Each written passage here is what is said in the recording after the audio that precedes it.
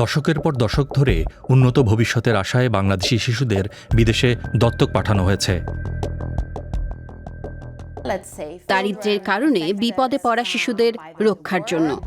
কিন্তু এই মানবিক প্রচেষ্টার আড়ালে লুকিয়েছিল একটি অন্ধকার অতীত, যাতে ঢাকা পড়েছে অনেক প্রশ্নের উত্তর, হারিয়েছে পরিচয়, ভেঙেছে পরিবার।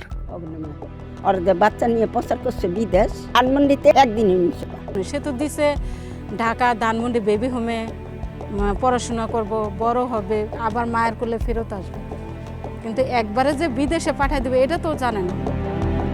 আমরা কথা বলেছি প্রায় 5 দশক আগে নেদারল্যান্ডসের দত্তক নেওয়া দুইজনের সঙ্গে। শুনেছি তাদের আত্মপরিচয় খোঁজার লড়াইয়ের গল্প। তার পাওয়ায় আমার না পাওয়ার বেদনাটা খুব তীব্রভাবে অনুভব করলাম। কখনো এমন মুহূর্ত আসে যখন অদেখা মানুষগুলোকে মনে হয় আজীবনের চেনা। আমার ঠিক সেই অনুভূতি হচ্ছিল, এজন্য ঘরে ফেরা।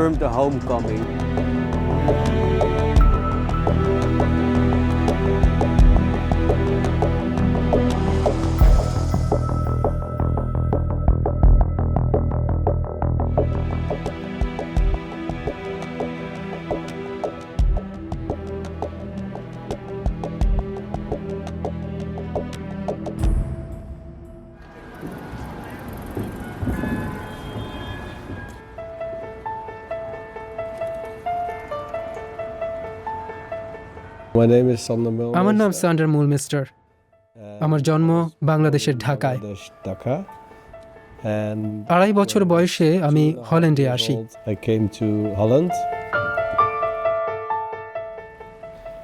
একটি ডাচ পরিবার আমাকে দত্তক নেয়। 51 বছর বয়সী সান্ডার একজন চিত্র পরিচালক, থাকেন ডাচ রাজধানী আমস্টারডামে।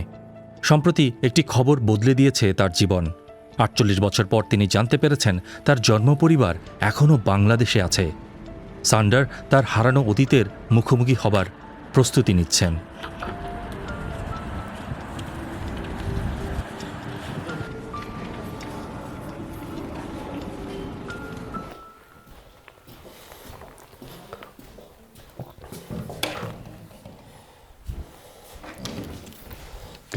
তাহলে পরিবার,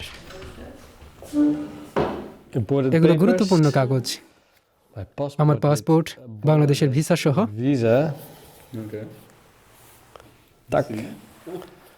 যাওয়ার জন্য প্রস্তুত। তার স্ত্রী আনা এবং 17 বছর বয়সী সন্তান ম্যাক্সিমের ভেতরও বিষয়টি নিয়ে উত্তেজনা কাজ করছে। তোমার এটা যখন আমি এসেছিলাম তখনকার বাংলাদেশি পাসপোর্ট। তোমার চেহারার সঙ্গে এই ছবিটার কোনো মিল খুঁজে পাও? Yeah, maybe the chin and the face structure a little bit. Yeah. Of course, this is a long time ago, but 2.5 বছর বয়সে আমাকে ডাচ প্রদেশ জিল্যান্ডের একটি পরিবার দত্তক নেয়। ছোটবেলায় আমি আসলে বুঝতেই পারিনি যে আমার গায়ের রং আমার পরিবারের অন্যদের চেয়ে ভিন্ন।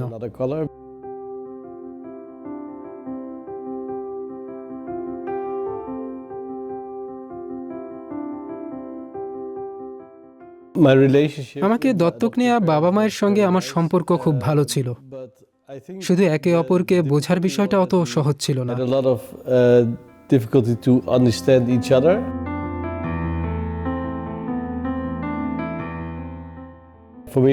দত্তক বিষয়টা আমার কাছে ধোঁয়াশার মতো ছিল, কারণ আমি এই পরিবেশের সঙ্গে খুব দ্রুত মানিয়ে নিচ্ছিলাম। তবে পরে যখন আমি বিদেশে থাকা শুরু করলাম, তখন অন্যদের আচরণ দেখে বুঝতে পারলাম আমি অন্য আরেক পরিবেশ থেকে এসেছি।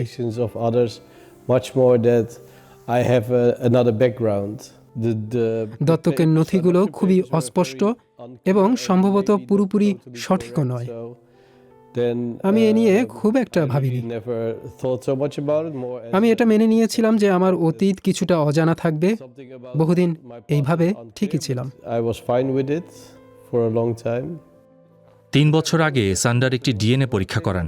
এর ফলাফলের উপর ভিত্তি করে নেদারল্যান্ডসে বাংলাদেশি বংশোদ্ভূত দত্তক সন্তানদের সংগঠন শাপলা কমিউনিটি তাকে তার জন্মদাতা পরিবারকে খুঁজতে সহায়তা করে। আমি অবশ্য এতটা আশা করিনি।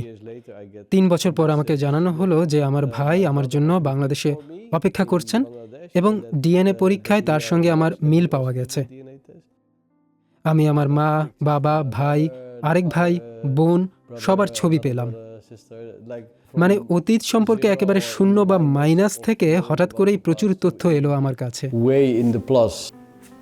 অতীতের মুখোমুখি হতে সান্ডার এখন প্রস্তুত। হল্যান্ডে আমার ছোটবেলার মিষ্টি বা উপহারগুলো আমি আমার ভাইয়ের জন্য নিয়েছি, যেন পুনর্মিলনের সময় তাকে দিতে পারি।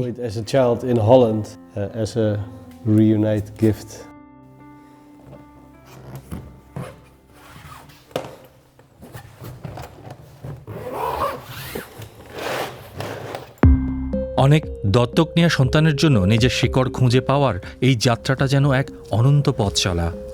নেদারল্যান্ডসের পূর্বাঞ্চলের শহর আর্নেমে আমাদের দেখা সুমা ডে হের সঙ্গে। আমার নাম সুমা। আমাকে বাংলাদেশ থেকে দত্তক নেওয়া হয়েছিল। 1977 সালে আমি নেদারল্যান্ডসে আসি। সান্ডারকে তার ভাইয়ের খুঁজে পাবার খবরটা দিয়েছিলেন এই সুমাই। তিনি শাপলা কমিউনিটির একজন সদস্য। নেদারল্যান্ডসে বেড়ে ওঠা বাংলাদেশি দত্তক সন্তানদের পরিবার খুঁজে দেওয়ার কাজটা করে এই সংগঠন। আমরা শাপলা গঠন করি 2003 সালে। তখন দত্তক সন্তানরা একে অপরের সঙ্গে দেখা করতে চাচ্ছিল। তখন থেকেই আমরা নানা রকমের আয়োজন শুরু করি। 2017 সালে ভাবলাম আমাদের একটা ডিএনএ ডেটা ব্যাংক দরকার। তখন আমরা ফ্যামিলি ট্রি নামে একটা উদ্যোগ নিই। এখন পর্যন্ত 30টির বেশি কেস আমরা সমাধান করেছি। এই দত্তক সন্তানরা তাদের পরিবার খুঁজে পেয়েছে এবং কেউ কেউ দেখাও করেছে। দত্তক সন্তানদের জন্ম পরিবার খুঁজে দেওয়ার কাজটা সুমা একেবারে হৃদয় দিয়ে করেন।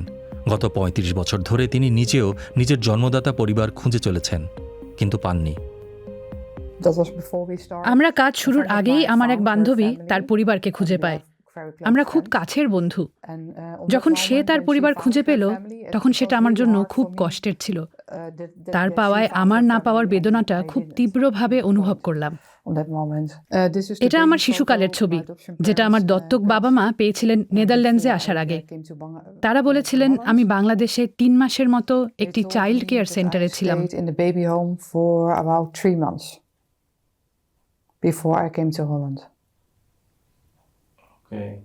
এখানে কি নাম লেখা আছে? এখানে লেখা আছে কুলসুম। এটাই আমার পাসপোর্টে থাকা নাম। টিনেজ বয়সে নিজের জন্মদাতা পরিবারের খোঁজে নামেন সুমা, কিন্তু খুঁজতে খুঁজতেই তিনি বুঝতে পারেন তার কাগজে লেখা অনেক তথ্যই বিভ্রান্তিকর। আমার বয়স ছিল 9 মাস, কিন্তু পাসপোর্টে লেখা ছিল 2 বছর 6 মাস। কিন্তু ছবিতে আমি স্পষ্টই 9 মাসের মতোই দেখাচ্ছিলাম।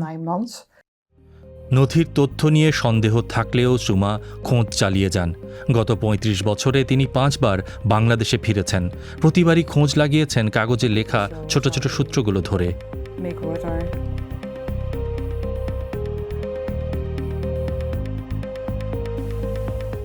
Uh, 1989-90 সালে আমি প্রথম বাংলাদেশে আসি আমার দত্তক পরিবারকে সঙ্গে নিয়ে।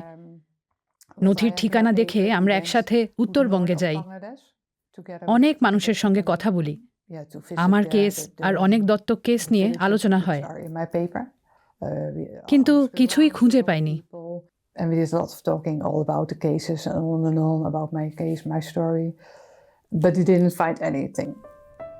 দ্বিতীয়বার যান এর 10 বছর পর।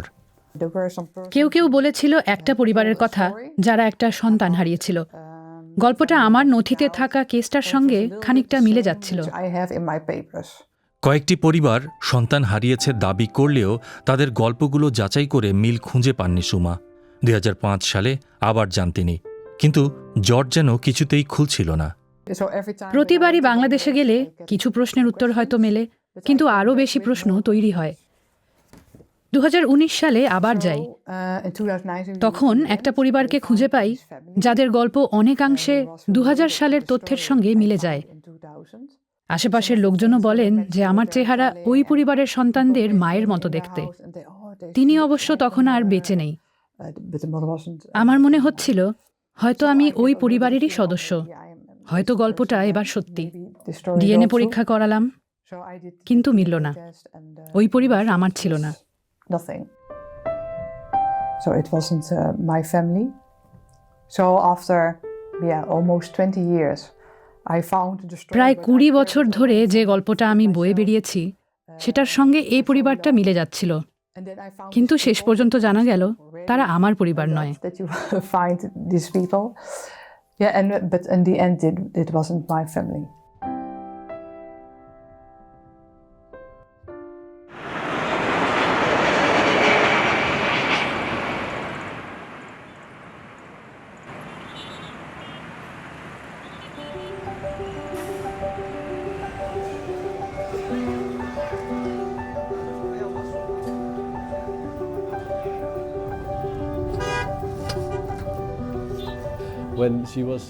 যখন তিনি বললেন তোমার ভাই তোমাকে খুঁজছে, তখন মনে হচ্ছিল আমার পায়ের নিচ থেকে মাটি সরে যাচ্ছে।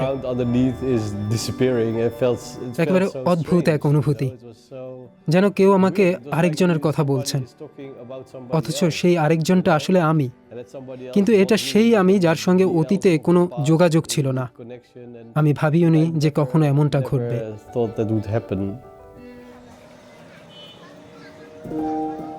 স্যান্ডারের বেড়ে ওঠা বাংলাদেশের রাজধানী ঢাকার উপকণ্ঠে টঙ্গীতে। তার সৎ ভাই বরকত এখনও সেখানেই থাকেন। স্যান্ডারকে তিনি জানেন টিপু নামে। এটি স্যান্ডারের জন্মনাম। পেশায় অটোচালক বরকত। সম্প্রতি একটি দুর্ঘটনায় পায়ে আঘাত পেয়েছেন। স্যান্ডার ও বরকতের মা একই। সাথে আমার সাথে খেলাধুলা বেশি হতো। যখন দুই ভাই একসাথে হতাম তখন খুব ভালো লাগতো। তখন আমরা আলাদা আলাদা হয়ে গেছি, তখন মনে করেন এখন আর কি ভালো লাগে না। খেলাকে বলছিলাম যে খেলা আমি শুধু একবার দেখা না, আর লাগবে না, এটুকুই আমি বলছি। স্যান্ডারের আরেক সৎ ভাই ও একটি বোন আছেন। তাদের জন্ম হয় তার নেদারল্যান্ডসে চলে যাবার পর। তাদের মা কয়েক বছর আগে মারা গেছেন। বরকত বলেন তারা অনেক দিন ধরে জানার চেষ্টা করেছেন কি হয়েছিল তাদের ভাইয়ের। মাকে জিজ্ঞেস করতে, মা বলছে কোন দেশে, বাবা বলতে পারি না। আর তখন লাল বিঙের কথা কোনো কিস কথা বলতে পারি না। তখন আমরা কয়েকদিন গেলাম, অনেকে জিজ্ঞেস করলাম, পরে বলে নাই। এখন দেখলে কি চিনবেন? এখন দেখলে চিনবো না, তবে মনে করেন অভিজ্ঞতা কত, তার রক্ত একটা টান থাকবে না। অবশেষে আসে সেই মাহেন্দ্র খন।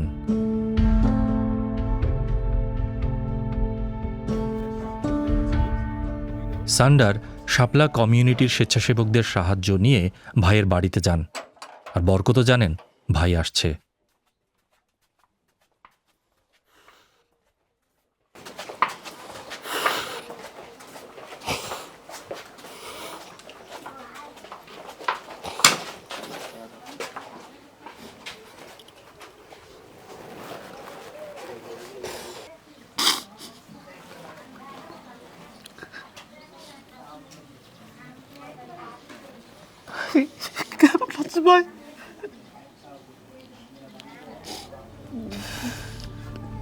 Beautiful.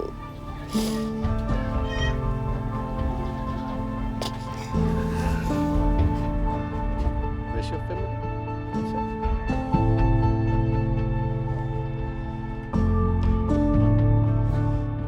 দুজনের কেউই বোঝেন না একে অপরের ভাষা, অথচ আকার ইঙ্গিতে জমে থাকা কত কথা।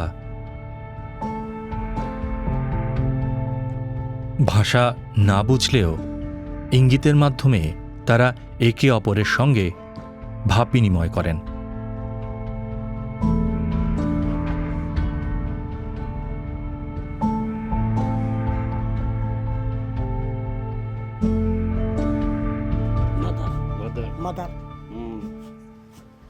মা বেশিরভাগ তো চিন্তা করতো আমার নিয়ে, আমার কাছে গিয়া, আর বাসায় গিয়ে বলতো যে টিপু আসবে কখন রে, টিপু তুই বললি ওটা টিপু না, তাই আমি টিপু পাম করি।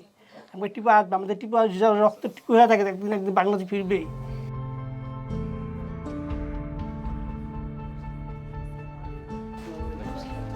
ভাবি ভাবি Mama, it's very special. Back here, we brought a baby,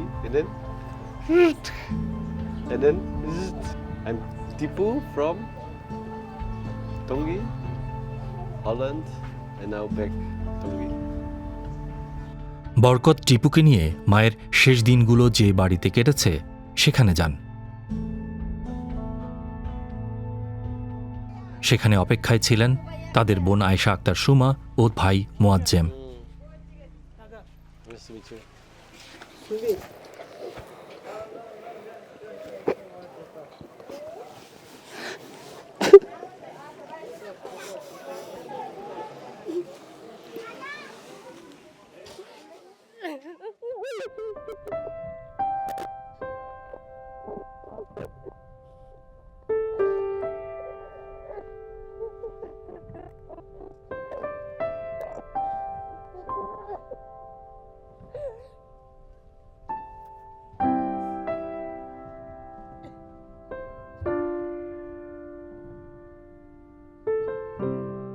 সারা তুমি ভাত খাইতা ভাত এই যে She used to feed you এত ভাত in খাইতা childhood. Thank you, thank you. Thank you. সান্ডারের বোন সুমা এখন সেই ছোট্ট ঘরটিতে তার পরিবার নিয়ে থাকেন। তিনি সান্ডারকে ঘরের ভেতরটা ঘুরিয়ে দেখান।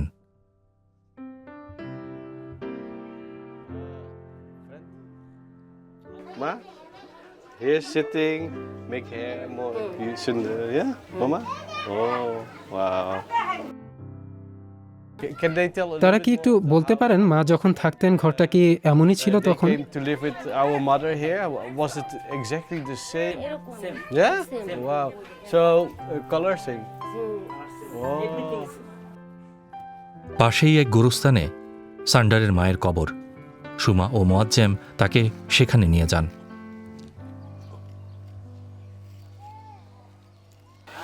Mama? Ma. Ma. Mother?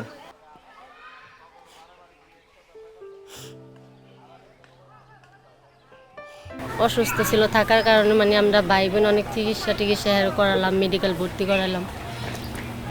করানোর পরে তো বাসায় নিয়ে আসলাম, পরে আম্মু মারা গেছে। মাছের একটা মাথা নিয়ে ভাত খেয়েছি, ভাত খেতে বইয়া পরে দিয়ে হঠাৎ করে আবার মনে করেন কথার মধ্যে দিয়ে খাওয়ার কথার মধ্যে দিয়ে মানে আবার কথা হচ্ছে, কইতাছে আমি যদি মরা যাইতাম, আমি যদি আমার ছেলেরা দীক্ষা মরতাম আমি কুল যারা শান্তি পেত। তো আমি কই কি দোয়া করো আল্লাহর কাছে, এমন তো আছে আল্লাহ আইনা দিতে পারে।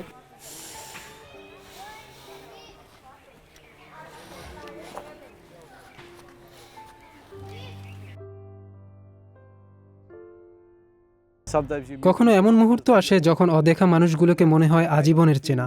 আমার ঠিক সেই অনুভূতি হচ্ছিল, এজন্য ঘরে ফেরা।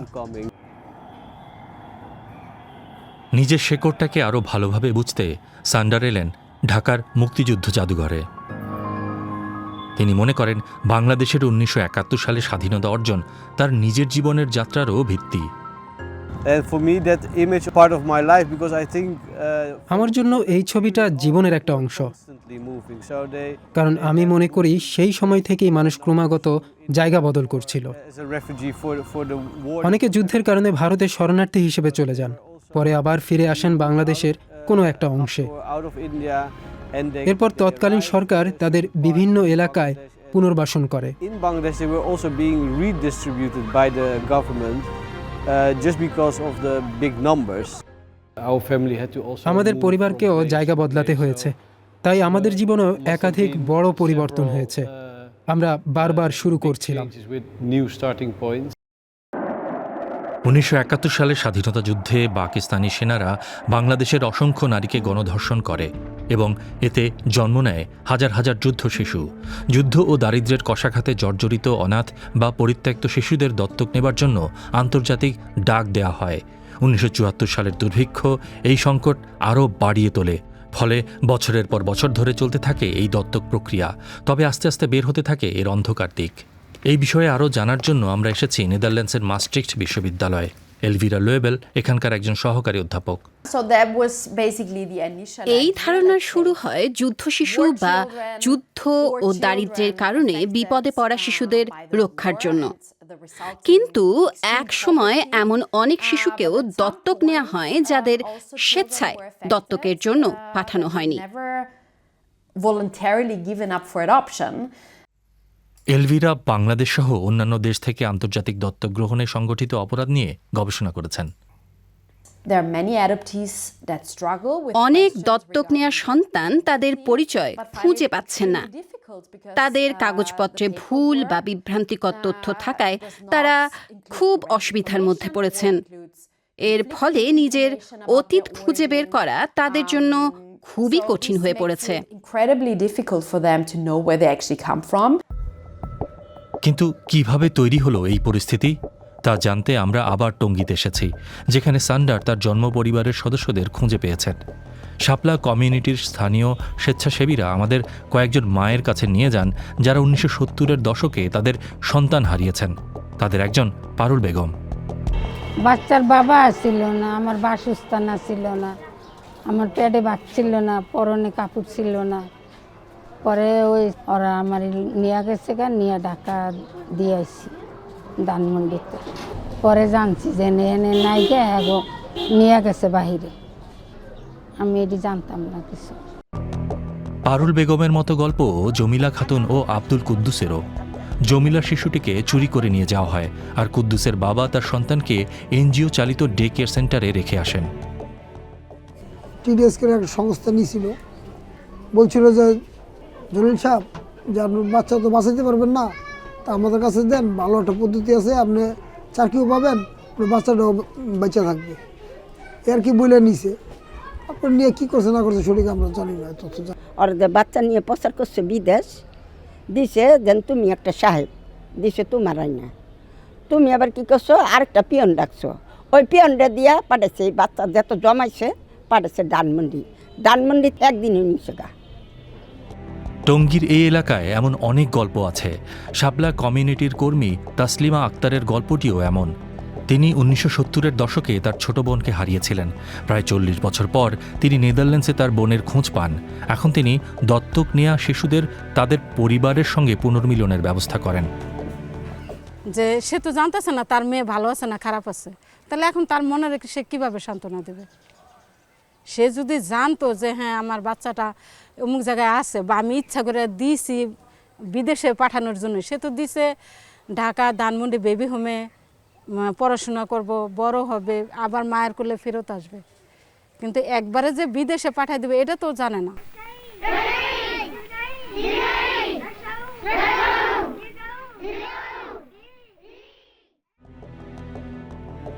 1970-এর দশকে সালভেশন আর্মি, টিয়ারদেস ওম বা টিডিএইচ নেদারল্যান্ডস এবং আরও কয়েকটি এনজিও টঙ্গীতে স্কুল ও ঢাকায় শিশু সেবা কেন্দ্র স্থাপন করে।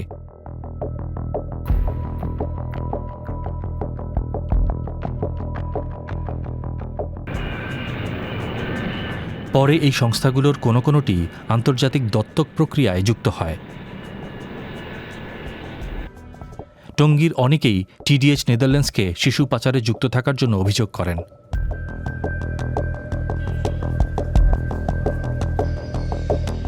আমরা টিডিএইচ নেদারল্যান্ডস, সালভেশন আর্মি ও ওয়ার্ল্ড চিলড্রেন সহ কয়েকটি সংস্থার সঙ্গে যোগাযোগ করেছি।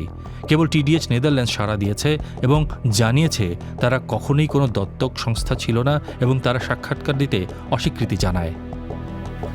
মাস্ট্রিক্ট ইউনিভার্সিটির এলভিরা লোয়েবেল মনে করেন, যদিও এসব দত্তক শুরু হয়েছিল মানবিক কারণে, যুদ্ধ বা দুর্যোগে ক্ষতিগ্রস্ত শিশুদের সাহায্য করতে, কিন্তু পরে এর উদ্দেশ্য বদলে যায়। পশ্চিমা দেশগুলোর অনেকের কাছে এটি পরিবার গড়ার উপায় হয়ে ওঠে। In the 70s, women began to delay motherhood because of 70-এর দশকে নারীরা শিক্ষা ও ক্যারিয়ারের জন্য মা হওয়া পিছিয়ে দিতেন। পরে সন্তান নিতে চাইলেও অনেক সময় সন্তান নিতে পারতেন না। এই সাংস্কৃতিক পরিবর্তনের ফলে বন্ধ্যাত্ব বেড়ে যায়। ফলে এই চাহিদা পূরণে আন্তর্জাতিক দত্তক গ্রহণ একটা উপায় হয়ে ওঠে। A way to respond to this demand for children.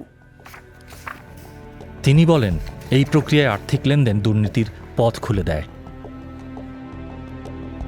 So in order to meet this intense demand from Western receiving countries, পশ্চিমা দেশগুলোর চাহিদা পূরণ করতে দরিদ্র দেশগুলোর কেউ কেউ শিশু সরবরাহের একটি চক্র তৈরি করে। তারা অভিভাবকদের কাছ থেকে কিনে বা অপহরণ করে, এমনকি নকল কাগজপত্র বানিয়ে শিশুদের অনাথ দেখাতো। এরপর সেসব শিশুদের পশ্চিমা দেশে দত্তক দেয়া হতো। They would offer these children to couples and individuals in Western countries. সম্প্রতি নেদারল্যান্ডসে অনেক দত্তক নেওয়া সন্তান যখন তাদের জন্ম পরিবার খোঁজা শুরু করেন, তখন অনেক গোঁজামিল সামনে আসে, যা ব্যাপক বিতর্কের জন্ম দেয়। এর জবাবে ডাচ সরকার 1967 থেকে 1998 সালের মধ্যে দত্তক গ্রহণে বাংলাদেশ সহ 5টি দেশে সম্ভাব্য অনিয়ম তদন্তে একটি কমিশন গঠন করেন। তারা ডাচ কর্মকর্তাদের এসব অনিয়মে জড়িত থাকার প্রমাণও খুঁজতে শুরু করে।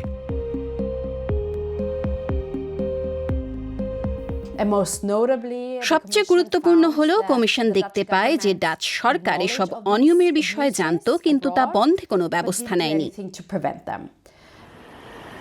কমিশনের প্রতিবেদন প্রকাশের পর 2024 সালে ডাচ সরকার আন্তর্জাতিক দত্তক গ্রহণ বন্ধ করে দেয়। তবে আজ বাংলাদেশে যেসব শিশুর পরিবার নেই তাদের ক্ষেত্রে কি হয় দেখতে সান্ডার ঢাকার একটি চাইল্ড কেয়ার সেন্টারে যান। এখানে অনাথ শিশুদের একটি পারিবারিক পরিবেশে লালন করা হয়। এই জায়গাটি আমার জন্য গুরুত্বপূর্ণ, কারণ এটি দেশ স্বাধীনের পরবর্তী ইতিহাসের অংশ, যখন মারা তাদের সন্তানদের এখানে ডে কেয়ারে রেখে যেতেন। এখানে অবশ্য দত্তক নেওয়া হতো না, তবু এটা অনেকটা আমার নিজের অভিজ্ঞতার মতো। আমি যখন 2-2.5 বছরের ছিলাম, আমিও ডে কেয়ারে ছিলাম। তাই এখানে আসতে পারা, শিশুদের দেখা ও তাদের সঙ্গে কথা বলা, এটা সত্যি দারুণ অভিজ্ঞতা।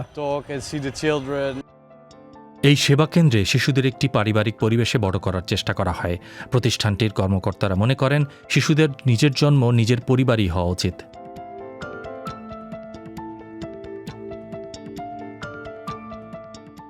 আমরা বিশ্বাস করি জন্ম পরিবারই হচ্ছে সেই আসল জায়গা যেখানে শিশুর বেড়ে ওঠা উচিত।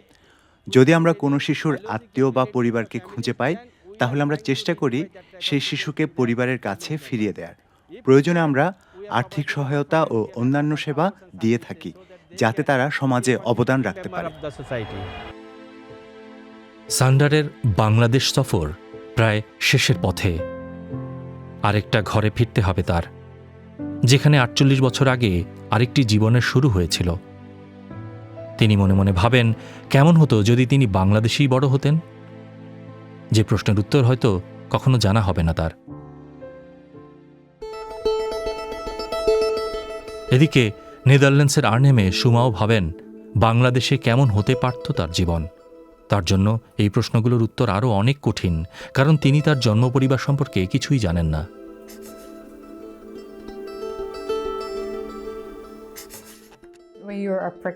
যখন আপনি গর্ভবতী হন বা সন্তান নিচ্ছেন, তখন আপনাকে ডাক্তার দেখাতে হয় এবং তারা আপনাকে জিজ্ঞেস করেন আপনার পরিবারে কারো কি কোনো রোগ আছে কিংবা স্বাস্থ্যগত কোনো সমস্যা, আর তখন আপনাকে বলতে হয় আমি জানি না।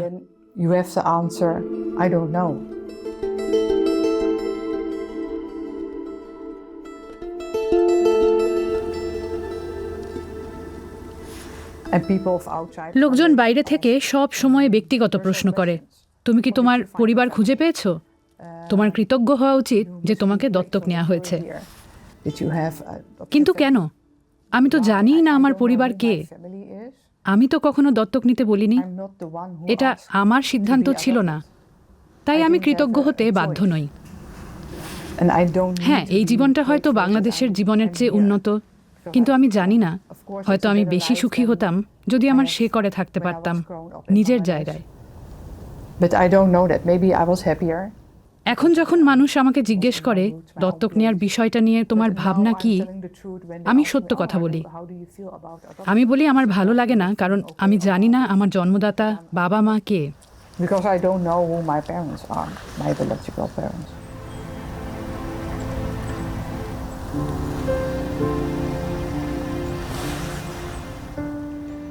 আমি যেন আমার জন্ম পরিবারটাকে খুঁজে পাই, তাহলে হয়তো কিছুটা শান্তি পাবো।